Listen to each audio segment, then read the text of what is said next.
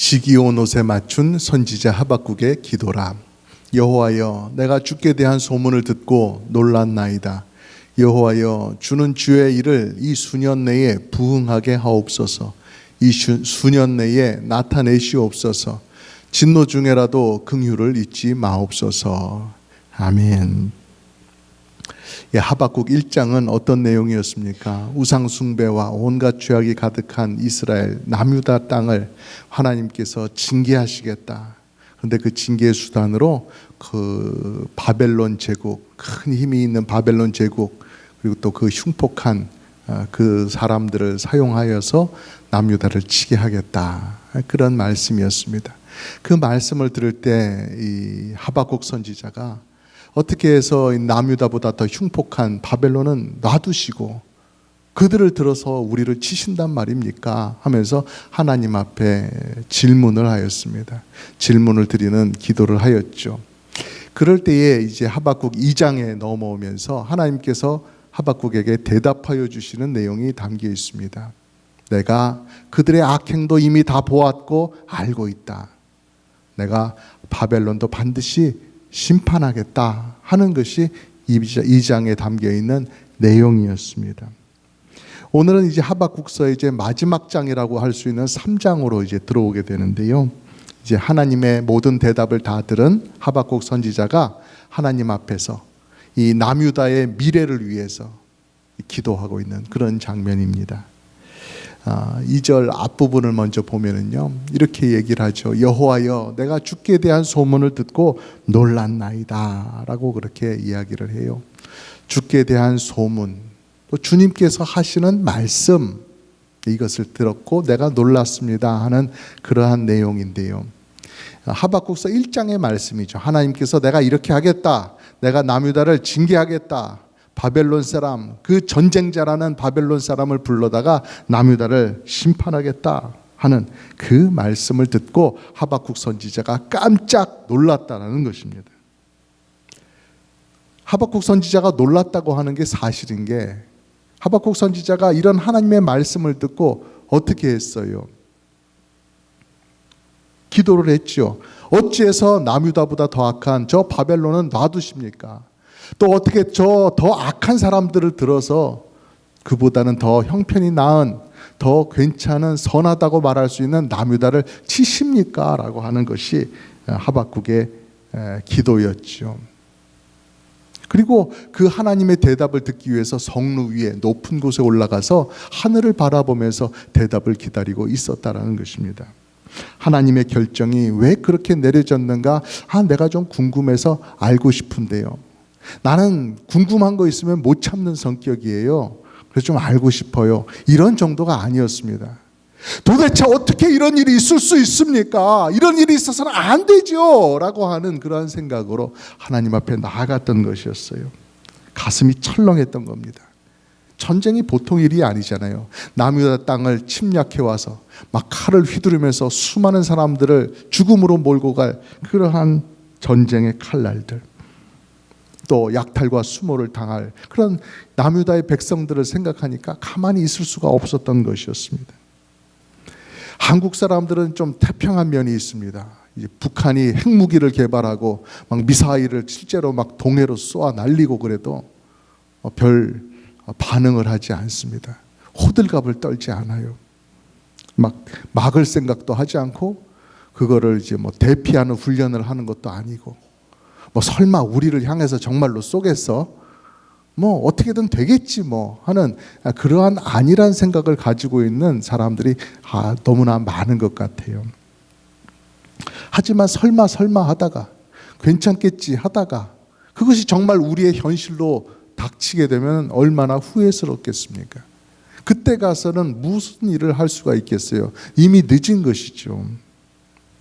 그래서 우리가 매사에 정신을 차리고 있어야 되는 것은, 내 앞에 어려움이 왔다, 내가 시련을 겪고 있다 해서 내 눈을 감아버리고 내 귀를 닫아버리고 아무 일도 없어, 괜찮을 거야, 그래서는 안 된다는 것입니다. 내가 눈을 감고 귀를 닫으면 내 주변 환경이 어떻게 되는지 정확히 알고 있지 않으면 안 된다는 것입니다. 문제를 제대로 해결할 수가 없어요. 우리가 어떻게 돌아가는 상황인지, 이것이 정말로 위급한 것인지 문제인지를 알아야 우리가 기도를 해도 기도를 할 것 아닙니까? 내가 정확한 현실 판단과 진단이 있어야, 정말로 이것이 중요한 문제인지 아닌지를 알아야 우리가 기도가 바로 하나님 앞에 드려질 수가 있는 거예요. 정말 쓸모없는 거, 아무 쓸데도 없는 거, 그걸 위해서는 열심히 기도를 하는데 정말로 중요한 문제를 위해서는 기도하지 못하고 뒤로 제쳐둔다. 이래서는 안 되잖아요. 하박국 선지자가 놀랐던 이유, 자신을 포함해서 이 나라에 닥칠 큰 환난 때문에 놀랐던 거예요. 분명히 그 전쟁이 자기 나라에게 일어날 것이다. 이 사실을 분명히 하나님의 말씀을 통해서 확인을 했기 때문에 그렇습니다. 앞으로 전쟁이 일어나는 것은 확실하구나. 그런데 이 전쟁을 자기 혼자의 힘으로 어떻게 막아보거나 변경할 수 있는 일이 아니었어요. 전쟁은 다가오게 되어 있어요. 그리고 전쟁이 일어나면 수많은 사람들이 죽어나갈 것이에요. 그리고 아이들, 여성들 줄에 묶여가지고 비참한 포로로 끌려가게 될 것이에요. 건물들은 불탈 것이고 농작물들은 다 발에 짓밟힐 거예요. 우리도 6.25 전쟁을 겪어보고 또 그 이후에 근접한 세대라서 그것이 얼마나 큰 피해를 주는 것인지를 알아요. 얼마나 비참한 상황에 빠지게 되는 것인지를 알지요. 가족들은 생사를 알지 못한 채 뿔뿔이 흩어지게 되는 경우가 참 많습니다. 길바닥에 시신들이 널브러져 있는 것도 많이 보게 되고요. 또 전쟁 중에 가족들을 잃은 고아들의 울음소리가 온 천지사방에 일어나는 그러한 비참한 것이 전쟁 아닙니까? 나라가 없어지는 거예요. 내가 살던 평온한 마을이 없어지는 겁니다. 내 가족도 어떻게 될지 장담은 못하고 내 미래도 또 내 후손들의 미래도 장담할 수 없게 다 사라져버리고 마는 것이에요. 그래서 우리가 인생 중에 겪을 수 있는 가장 비참한 일 중에 하나가 바로 이 전쟁이라는 것이죠. 그런데 그 전쟁이 하나님의 말씀을 통해서 분명히 남유다를 향해서 오고 있음을 알게 되었을 때에 이 선지자는 너무 놀라서 얼어붙을 수밖에 없었던 것이었습니다.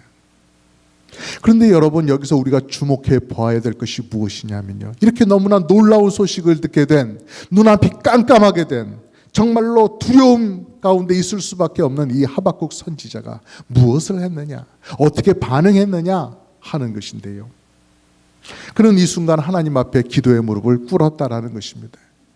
여러분, 이것이 성도가 기도할 때 가져야 되는 아주 중요하고도 기본적인 아주 올바른 그러한 자세라는 것입니다. 내 상황에 상관없이 하나님 앞에 무릎 꿇고 기도하는 모습, 이것이 우리가 가져야 되는 모습이에요. 모든 것이 끝났다, 이제는 내가 더 이상 손쓸 수가 없게 되었다, 그리고 그러한 상황이 다른 누군가가 말하는 것이 아니라 하나님이 직접 그렇게 말씀하셨다, 그래서 이거 정말 끝난 건 확실하다, 이러한 순간이라 할지라도 성도는 하나님 앞에 기도해야 한다는 것입니다. 다 끝났는데 이제 시련만 남았는데 뭘 하나님 앞에 더 기도해야 됩니까? 그렇지만 왜 기도를 해야 되는 거예요? 내 환경이 그렇다 할지라도 나와 하나님과의 관계가 끝나버린 것은 아니기 때문에 그렇습니다.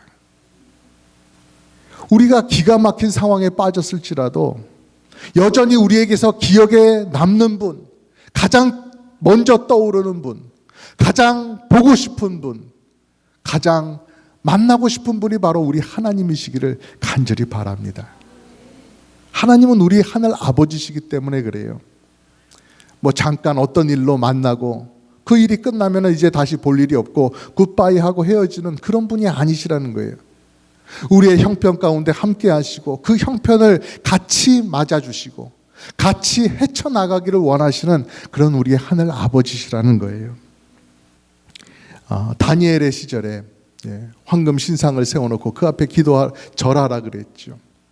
그런데 그때 다니엘의 세 친구는 여호와 하나님만을 섬기겠다고 하면서 왕의 명령을 거부했습니다. 우상 앞에 절하는 것을 거부했어요. 그랬더니 그 벌로 극렬히 타는 그 불구덩이, 그 쇠를 연단하는 풀무, 그 안에 들어가게 되었던 것이었죠. 이 다니엘의 세 친구가 이 풀무불 가운데 떨어지게 되는 그날은 평상시에 풀무불보다 더 뜨겁게, 훨씬 뜨겁게 하는 그런 맹렬한 불길이 치솟는 그러한 날이었어요. 그렇게 뜨겁게 불을 지폈죠. 그래서 사형을 집행하던 사람들도 멋모르고 그 앞에 섰다가 그 너무 뜨거운 불길이 그 앞에 나오는 바람에 불에 뒤어서 죽을 정도였다라고 했습니다. 하지만 다니엘의 세 친구는 그 풀무 안에 들어갔을 때 어땠습니까? 좋다. 뜨끈뜨끈하게 좋다 이러면서 머리카락 하나까지도 불에 끄슬리는 냄새가 안 날 정도로, 그럴 정도로 멀쩡했다라는 것이죠. 어떻게 그랬어요? 하나님께서 그 가운데 함께 계시면서 지켜주셨다. 그래서 바깥에, 풀무 바깥에서 보니까 분명히 3명이 들어갔는데 4명이 있는 것처럼 보이네. 저 어른거리는 저 사람은 누구지? 할 정도로 하나님이 그들과 함께 계심을 분명히 이 다니엘의 세 친구도 또 그 풀무 바깥에 있는 사람들도 알게 해주셨다는 거예요. 그러니까 여러분, 우리의 상황이 절망적이라 할지라도 우리의 상황이 다 끝난 것처럼 보일 때에 그것이 문제가 아니라는 거예요. 우리가 여전히 하나님 앞에 신실하게 믿음을 지키고 서 있는가, 바로 그것이 문제라는 것이죠. 풀무불 같은 그런 시련 앞에 우리가 있다 할지라도 내가 하나님을 바라보고 있는가, 아니면 하나님은 안 계신 것처럼, 이미 나를 떠나신 것처럼, 하나님 안 계신데 어떡하나 하면서 절망 속에 허우적거리고 있느냐, 이것이 문제라는 것입니다. 내가 처한 상황이 문제가 아니라 내가 여전히 하나님을 신뢰하고 있는가, 내가 여전히 하나님의 자녀답게 하나님만을 바라보고 사랑하고 있는가, 이것이 관건이라는 것을 오늘 말씀은 우리에게 보여줍니다. 우리에게 어떤 상황이 올지라도 여러분, 하나님 앞에 나아가서 기도하시는 여러분, 하나님을 진정 내 아버지로 여기고 살아가는 여러분 되시기를 간절히 바랍니다. 그리고 그 다음 2절 뒷부분 말씀을 보면은요, 하박국이 어떤 기도를 드리고 있습니까? 우리 함께 읽어볼까요? 시작. 여호와여, 주는 주의 일을 이 수년 내에 부응하게 하옵소서. 이 수년 내에 나타내시옵소서. 진노 중에라도 긍휼을 잊지 마옵소서. 이렇게 기도했습니다. 부응하게 하옵소서라고 되어 있는데요, 이 부분을 원어로 보면 생명을 주옵소서 또는 새롭게 하옵소서라고 하는 그러한 내용이에요. 그러니까 하나님께서 남유다에 하려고 하시는 일, 하나님께서 바벨론을 심판하려고 하시는 일, 그런 것들 주의 뜻대로 다 하시옵소서, 주의 뜻대로 다 이루어지기를 원합니다. 이러한 내용일 수도 있는 것이고요, 주의 일을 이 수년 내에 이렇게 이루어 주옵소서 하는 그런 내용일 수도 있는 것인 반면에, 또 하나는 주의 그런 일하심을 통해서 생명을 주옵소서, 새롭게 하옵소서, 이 남유다의 백성을 새롭게 하옵소서, 그런 남유다 백성을 위한 기도로 이해될 수도 있다라는 거예요. 어려운 순간들이 남유다 백성들에게 주어질 것은 분명하지만, 하나님의 징계의 회초리를 맞는 것은 분명하지만, 그들 중에 하나님을 경외하는 몇몇이라도 남겨두셔서 하나님의 백성의 이 명맥을 이어가게 하여 주옵소서라고 하는 말씀이죠. 여러분, 이 자신의 나라가 다른 나라에 의해서 완전히 짓밟히게 되었다는 것이 얼마나 놀랍고도 큰 격변입니까?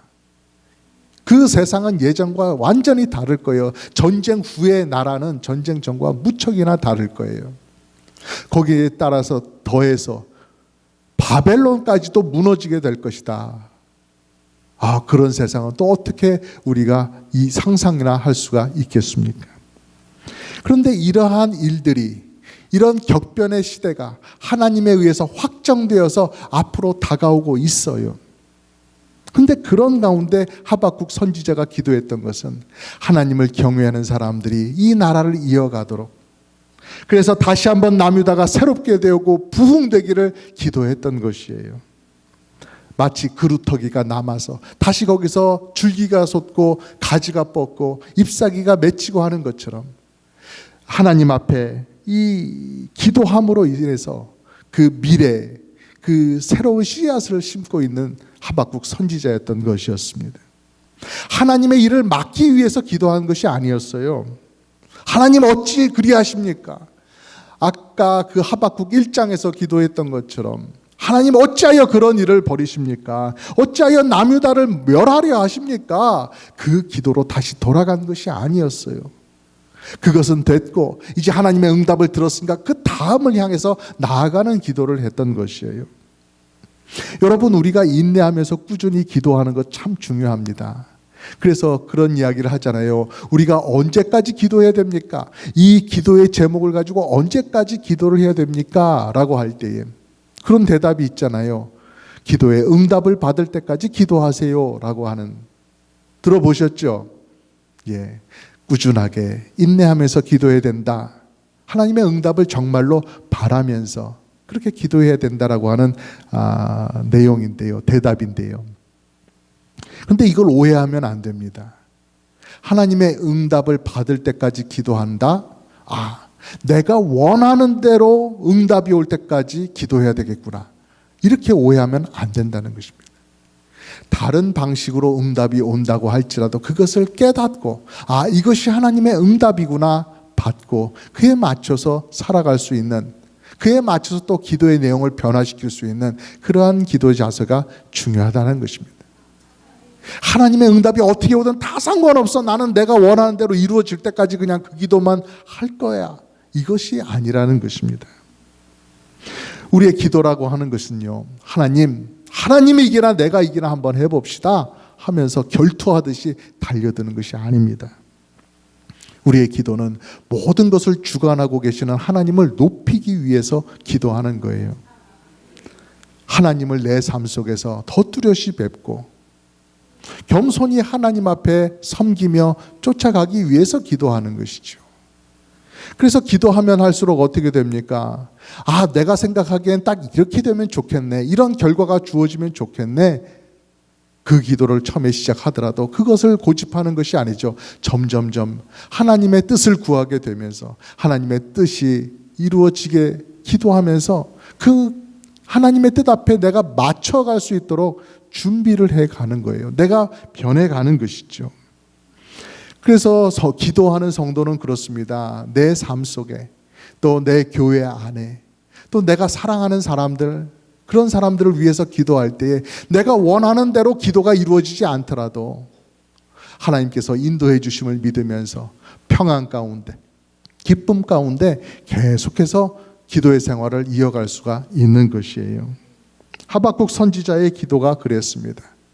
자신 앞에 또 동포들 앞에 이루어질 그 가혹한 미래, 그것이 다가오고 있음을 알면서도 하나님 앞에 기도했습니다. 하나님의 뜻이 온전히 이루어지도록 하나님의 선하심과 긍휼이 여겨주심이 우리의 백성들 가운데 또 드러나도록, 그래서 그것이 우리의 후손들의 구원이 되고 그것이 열방의 구원이 될 수 있도록 하나님 앞에 엎드렸던 것입니다. 우리들의 기도 마찬가지로 이렇게 되기를 간절히 바랍니다. 여러분, 하나님께서는 내가 살아나고 내가 생명을 갖고 피어나기를 간절히 바라십니다. 그러한 분이심을 여러분 믿으시기를 바랍니다. 하나님께서 여러분의 삶을 주관하고 계십니다. 하나님의 손에 여러분의 삶을 맡기시기를 바랍니다. 여러분의 형편이 어떠하든지 그 좋으신 하나님을 바라보면서 기도의 손을 번쩍 들고 살아가시기를 주님의 이름으로 권면하며 축복합니다.